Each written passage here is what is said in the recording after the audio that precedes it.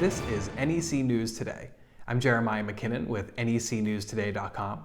Here now are the top cannabis news stories from around New England for the fourth week of March 2022. Our first story this week is about the city of Cambridge making a big move to drop its community impact fees for cannabis retailers. Normally, cannabis businesses would have to provide the city with 3% of gross revenue, but the City Council has determined to lower that requirement to only 0.05% of gross revenue. This decision comes shortly before the first adult-use cannabis businesses are set to open in Cambridge. Councilors stated that they lowered the fee to help economic empowerment and social equity applicants recoup some of the year's worth of costs absorbed during the licensing process. The councilors also stated that there were no negative financial impacts to the city as a result of cannabis businesses. For more information on this story, please visit necnewstoday.com. In other Massachusetts news this week, the Gaming Commission is looking at whether to adopt the same marketing restrictions that exist in the cannabis industry. As many of you may already know, the marketing and advertising restrictions that govern the legal cannabis industry in Massachusetts are more strict than almost all other industries in the state, including the gambling industry. This may only be temporary as the Massachusetts Gaming Commission looks into whether or not to adopt similar rules for casinos. According to the Gaming Commission, the number of people with gambling problems who have relapsed in Massachusetts has increased with the advent of casinos. Before Massachusetts decides to open up sports betting to the industry, the Gaming Commission is exploring ways to reduce the negative impact these advertisements are having. For more information on this developing story, including more details on Massachusetts advertising restrictions, please visit necnewstoday.com. In Rhode Island cannabis news, the state is really heating up now with two competing legalization bills being discussed at the House Finance Committee. Governor Dan McKee, who had reservations about the legislators' proposed language, has filed his own proposal to compete with the legislators' bill. The governor's bill includes reserving 20% of new cannabis licenses for minority and women-owned businesses, as well as automatic expungement for past marijuana convictions without requiring a person to petition the courts. Advocates are supportive of automatically expunging records. McKee's administration shared its reservations about requiring cannabis commissioners to be chosen from a list created by House and Senate leaders. The committee decided to defer action on the bills until a later date. For more information on these developing bills, please visit necnewstoday.com. In Connecticut news, unions are now ready to work within the legal marijuana industry. Louis Vega of Connecticut-based hemp farm Wepa Farms stood with union leaders at the Connecticut Capitol to announce that a labor peace agreement between UFCW has been signed to unionize the workforce at his upcoming cannabis cultivation facility. Vega predicts that his company could employ up to 150 people. Connecticut's marijuana law calls for each cannabis establishment licensee to enter into a labor peace agreement with a bona fide labor organization. Union officials joined Vega to announce their plans to create employment and training programs to educate workers and give them an idea of what to expect as a cannabis industry employee. To learn more about this story, please visit our website. NEC News Today wanted to treat ourselves with some of Massachusetts' finest cannabis extracts after all the hard work we do here to produce these shows for you. We were lucky enough to snag some Blue River Terps Sundae Driver Live Rosin originating from the Cookies Dispensary in Worcester. According to Blue River Terps' website, their concentrate products are produced with advanced mechanical separation techniques. Everything from the look and the taste of the live rosin was well worth seeking it out based on our experience.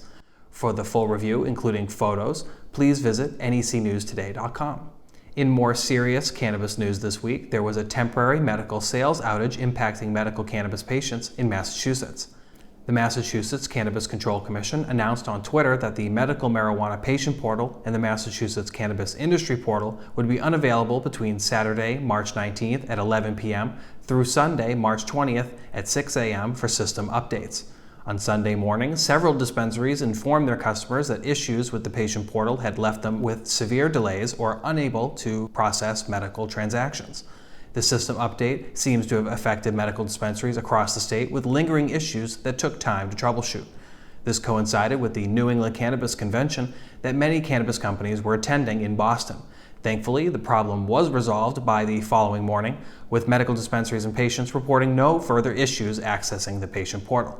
For more information on this story, please visit our website. In New Hampshire this week, legislators are becoming increasingly desperate and concerned over legalization. House lawmakers seem determined to pass marijuana legalization this session despite an uphill battle in the Senate. The New Hampshire House Ways and Means Committee recently made revisions to the bill to legalize cannabis. If the House votes to support the legislation, it can move on to the Senate. Those revisions were not unanimous. The bill only cleared the committee on a 12-10 vote with no support from Democratic lawmakers.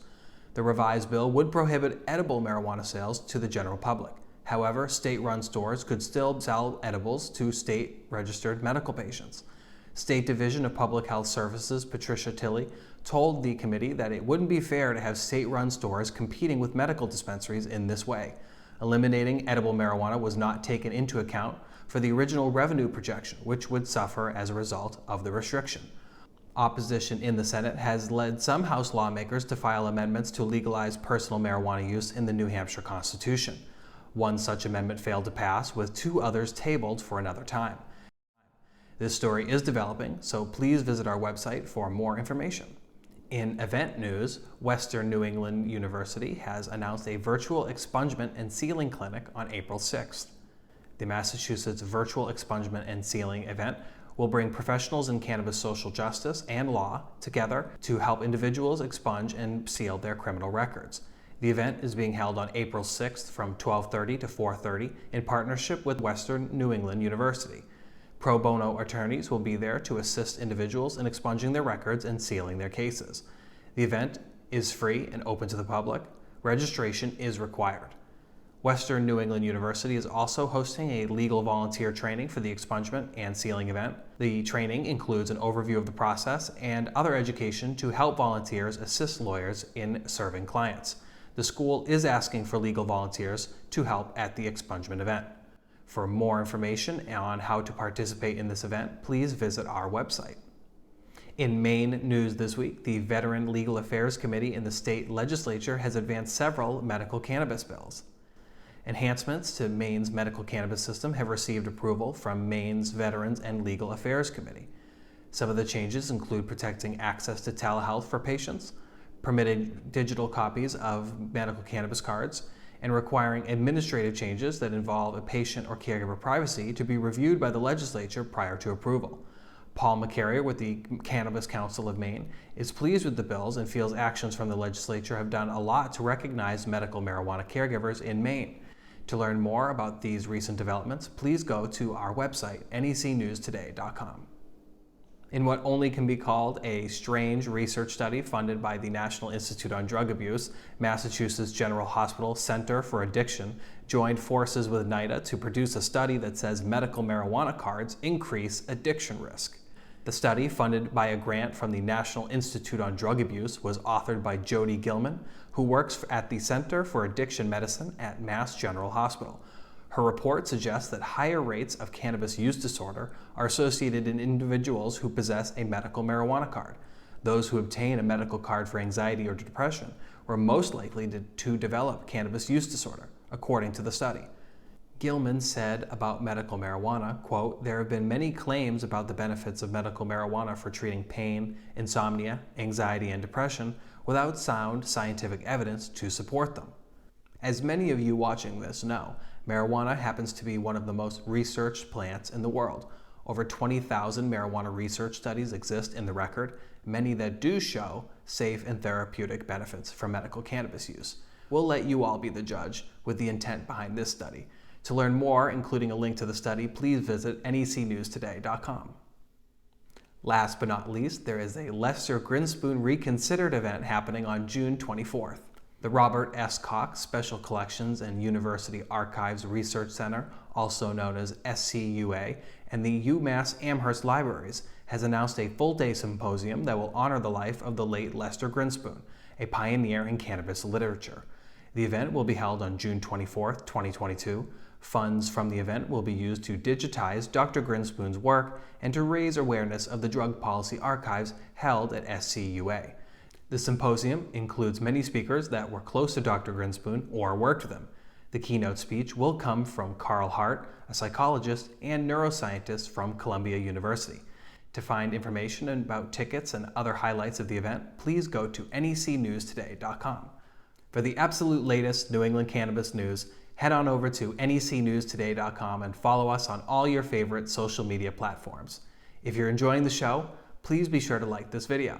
Subscribe to NEC News Today for more great content and hit the bell icon so you never miss an episode of the show.